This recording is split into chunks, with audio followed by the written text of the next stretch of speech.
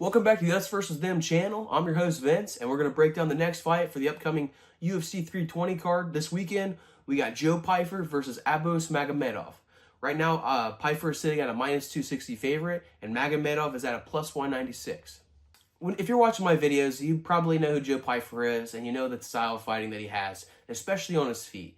You know, there was a big rumor that he is the, like at least statistically wise, the hardest puncher in UFC history. He beat Francis Ngannou's punching record. I don't know how true that is, but I mean, obviously he does punch fucking hard. We've seen in past fights, he's got thunder in his hands. I mean, he punches really, really hard. And the one thing that I really like about his striking, especially in his hands, is he doesn't overextend his punches, which kind of shows that he does carry some true, genuine power. He never puts, he's never overextending to where he's getting himself way out of position where he's open to being counterstruck. You know, and especially given the fact that his opponents have to respect all that power, you don't really see him get counterstruck too awful much. He also does a good job of not just headhunting. You know, a lot of times you'll see fighters who get kind of fall in love with the power in their hands or in their striking in general. They're kind of always looking for that headshot to get the KO. And I think Pyfer does a pretty good job of mixing it up. He's got a really good hook to the body. The other hand does really nice straight shots to the body to kind of get the guard down a little bit. And he also has thunderous leg kicks. I mean, you know, he's going to open up with leg kicks early in this fight. I can almost guarantee it. But the one thing I've noticed in past fights is he opens up with those leg kicks, but he starts to get away from them as the fight goes on. It's almost like he's just thinking, all right, well, I got to knock him out with my hands. So he just focuses his energy and his efforts on that. I think it would be wise for him, especially in this particular fight, to utilize those leg kicks early and often, because Magomedov is pretty light on his feet. He's a pretty good kickboxer. He has good kicks, so he likes to stay in that kickboxing range, and he kind of also flutters in and out really nicely. So if Pyfer starts to dig to those legs early, he's going to, slow him down a little bit and make that footwork that Magomedov has, to kind of take that away from him a little bit. Abus has really long arms, too, for the division. I mean, it's not like the longest in the division for sure, but he's going to have a reach advantage in this fight.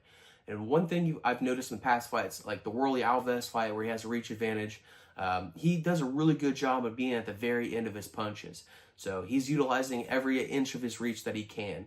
And that's a really good thing to do, especially in MMA. I mean, boxing, that's almost a given. If you want to be a high-level pro boxer, you have to be an expert on that range and being at the very end of your punches. So you can touch them and they can't touch you. It's why they call it the sweet science, one of the many reasons why they call it that.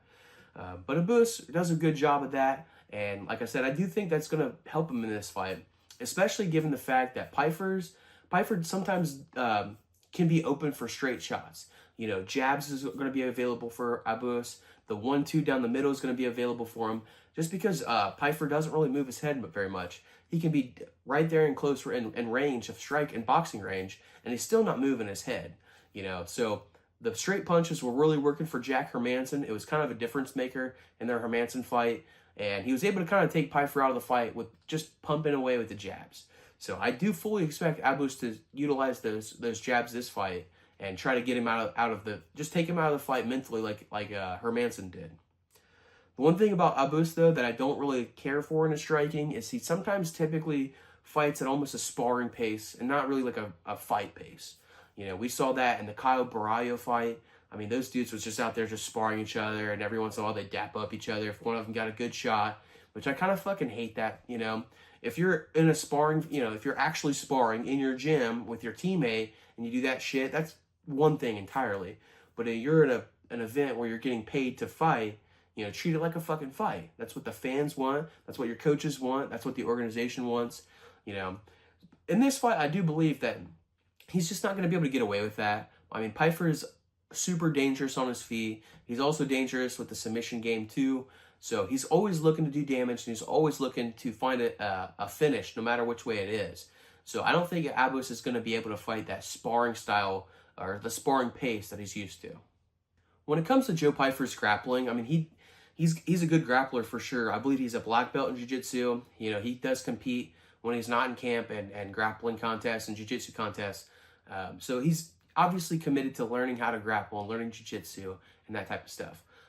The one thing I did notice in the Hermansson fight, at least, is sometimes, especially when the striking isn't working and he starts to go to the grappling, He doesn't really utilize body lock takedowns, which I think, given, I mean, he's strong. You can tell he's strong as fuck. I do believe that the body lock takedown will be a higher success rate for him as opposed to the double legs. It was really easy for Hermanson to notice when the double legs are coming, just because one, the striking isn't working, so typically a fighter will try to go to the grappling, and two, he does telegraph his double legs a little too much. So Hermanson was able to defend those. I do believe if Pyfer is not blending in the striking to the takedowns really nicely, that he's going to struggle to get the fight to the ground, at least with a double leg. But, I mean, we have seen in past fights where he does blend in nicely with the striking. So he goes high, boom, boom, and then lowers his level, bam. Or his opponent will enter to get in range, and then instead of striking, bam, nice takedown.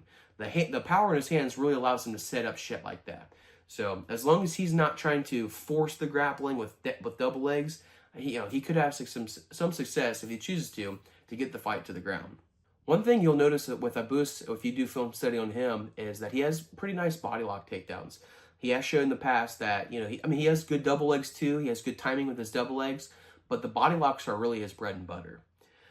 When he does get the fight to the ground, he has really good top pressure. And I think he's pretty methodical on top of trying to do damage, mixing ground and pound, and also advance position. And so, and I also think he's not really kind of married to the idea of holding a guy to the ground. He does the right things to keep guys to the ground, but it's not the end of the world. He's not going to squeeze himself out trying to keep a guy to the ground. We see fighters do this all the time. Fluffy Hernandez is a good example. Let him come up just to drag him back down. Let him come up just to drag him back down. Magomedov doesn't necessarily do that, but he'll make efforts if somebody does work to their feet to drag him back down. And if that doesn't work, he goes right back to the striking. So he does blend the two disciplines really nicely. For my official prediction, I do believe that the path to victory for Magomedov is going to be to implement the grappling and be able to control him and keep him on the ground. The one part that I hesitate with, though, is I do believe that given how strong Pyfer is, I do believe, and he's going to know what to do in the grappling, or in the pummeling at least. He's going to know if that body lock comes in to get at least one hook inside, dig the other one inside, create space, turn away off the cage, and get back to striking. I do know that he has the knowledge, and I believe he has the physicality to be able to pull that off. So I don't know how available the body lock takedown is going to be for Abus outside of Pyfer just coming in and he just times up a body lock and he snatches him like that. I don't think that's going to happen. So, like I said, the path to victory for Abus is getting the fight to the ground and getting control time on top. And even if he is able to do that, is he able to have enough control time and enough damage on top to mitigate the damage that he's going to take on the feet and win on the scorecards there? And I just don't see that happening. And he has to do it twice, because he has to win at least 2 rounds. I don't believe Abus is going to finish him in any way. I don't think he's going to knock him out. I don't think he's going to submit him. So he's going to have his path to victory is going to be by decision. And I don't think he's going to be able to outstrike him, because I do believe that Pyfer is going to land the more damaging shots. And he will for sure land more damaging shots. So for my official prediction, I'm going to go with Joe Pyfer by decision. But one thing I could tell you is that I'm going Joe Pyfer by knockout. Official prediction, Joe Pyfer by knockout. But, that prop is sitting at plus 135, and I don't love the value in that, to be honest with you.